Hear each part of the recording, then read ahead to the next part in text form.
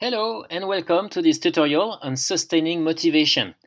This tutorial is adapted from the third part of Chapter 7 in Mastering the Clinical Conversation, Language as Intervention. You can find other resources on the clinical applications of RFT at languageasintervention.com. So working on life meaning helps us find directions toward lasting satisfaction. But in order to be in contact with sources of lasting satisfaction, we need to actually engage in meaningful actions. And this part is often quite difficult to do because our motivation to engage in meaningful actions is sensitive to a variety of factors. Even when we have a clear sense of why we want to engage in a given action, we may lose our motivation when the time comes to do it. Have you ever made a resolution, like going back to the gym on Monday or repairing the roof of your house this weekend? Feeling strongly motivated when you made this commitment, but when the time comes to go to the gym or to repair the roof, you don't feel like doing it anymore? And yet, you could probably still tell why it was important to do these things, right?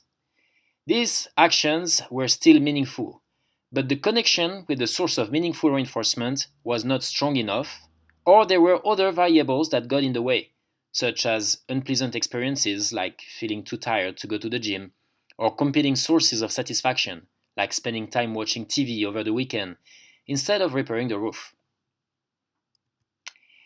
We can work on motivation at 3 stages: when preparing an action, when performing an action, and when debriefing an action. At each of these stages, what we need to do is help clients track and augment reinforcement, and notice and overcome barriers to actions. So let's see how we can do that with RFT principles.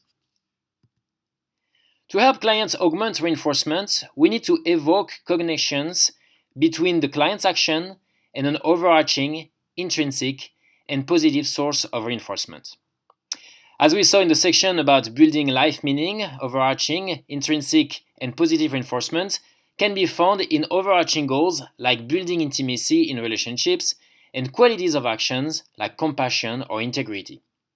And we saw that the most effective way of connecting actions to overarching goals and qualities of actions is through hierarchical framing, because that's what conveys intrinsic and overarching reinforcement. So, primarily, what we need to do is create a context that will help clients build hierarchical relationships between actions and sources of meaning while they plan to do an action, while they perform it, and while they reflect on doing it or not being able to do it. As we saw in previous sections, evoking can be done in particular by asking questions that encourage the client to draw his or her own connections. A simple way of doing that with augmenting is to ask, for example, why is it important for you to do this action? When the client has a hard time making these connections, we can initiate the augmenting process, but we need to avoid putting words in the client's mouth, or else we take the risk of increasing pliance, and reinforcement won't be as meaningful as if the client is able to link his actions to what matters to him. So initiating the augmenting process needs to be done by linking the client's action to what matters to him based on what he said before. For example, a therapist could say, last time you said that you wanted to listen more to your partner when he shared about his life at work. I remember you said you wanted to better understand him, be part of his life. Is that still true today? Is that why you ask him more questions about his work? To be part of his life? In this example, you can see that the therapist doesn't praise the client for doing something meaningful, but underlines the connection between this action and what matters to the client. The therapist also checks with the client if this connection makes sense to her, if being part of her partner's life is still important to her.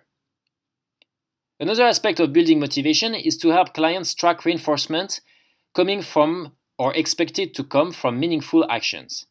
This work consists of evoking observation and description of satisfying experiences associated with these actions, following principle we covered in sections about functional contextual awareness. Essentially, what we want is for the clients to be well in touch with the experience of doing something meaningful, not just superficially, like we would check a to-do list, but at a deeper, emotional level. So let's see some concrete examples of tracking and augmenting reinforcement at each stage of building sustainable motivation.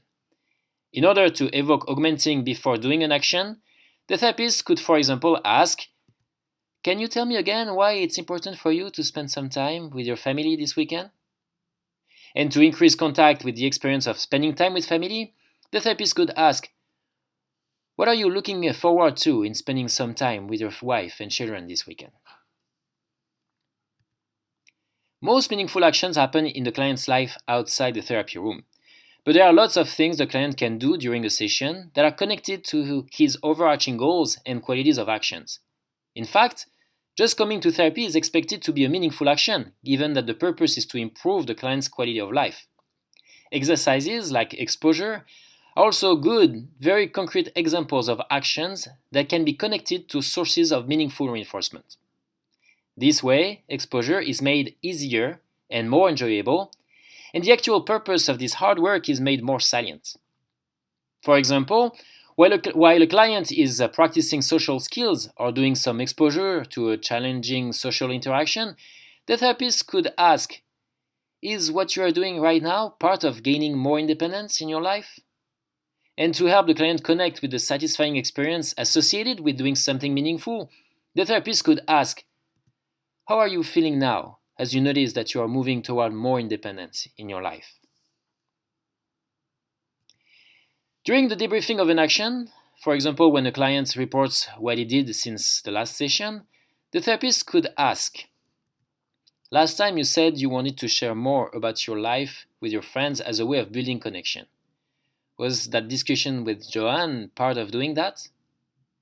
And then to increase the client's awareness of the experience of connecting with his friend, the therapist could ask, "What was that like to be closer to Joanne?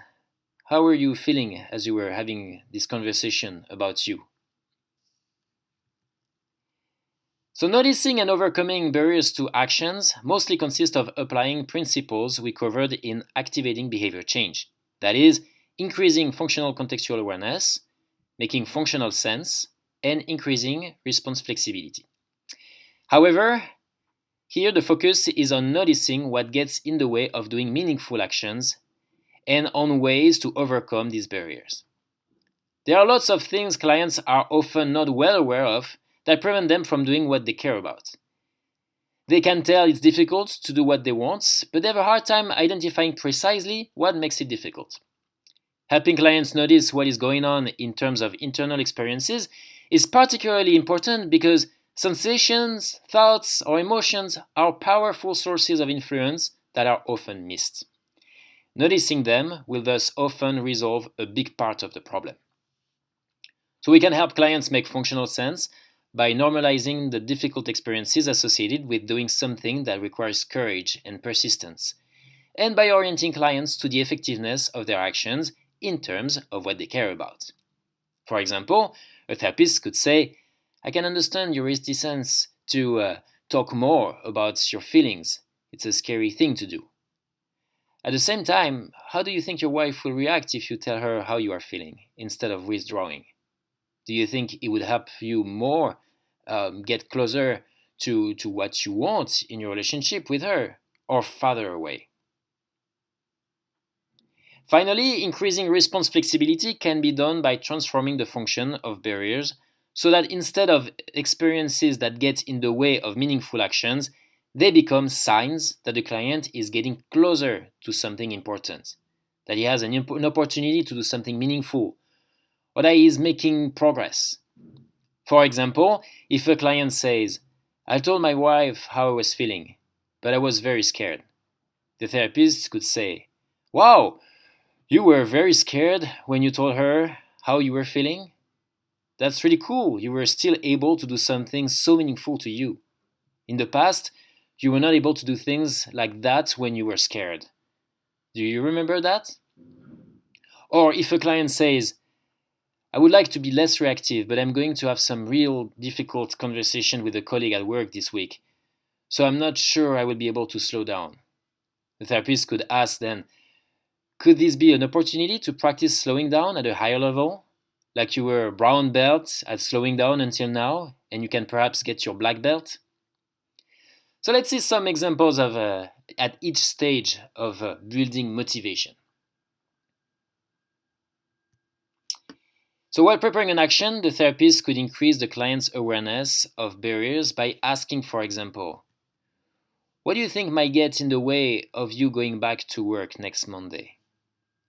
To promote functional sense-making, he could ask, yeah, that will certainly be tough. What is a good reason for you to go to work? And to increase response flexibility, he could ask, what can you do to jump above the feeling of tiredness on Monday morning? So the point being to metaphorically turn the feeling of tiredness into an obstacle that can be overcome.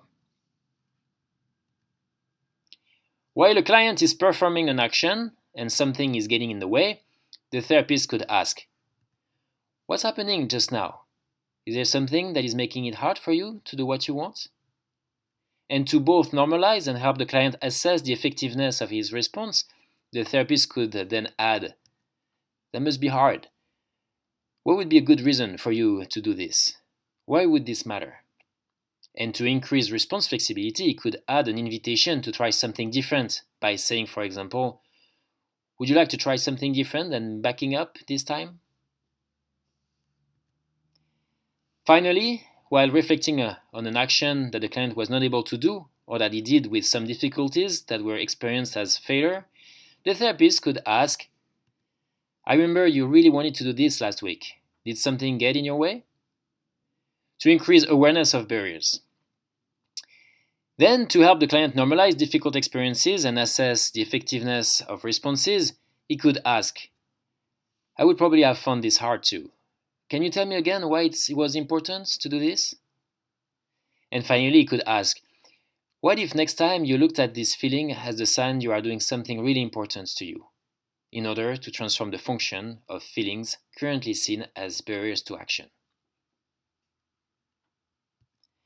So here is a summary of the main points that you've learned in this tutorial and that I encourage you to remember. Motivation to engage in meaningful actions can be enhanced and sustained by the process of augmenting.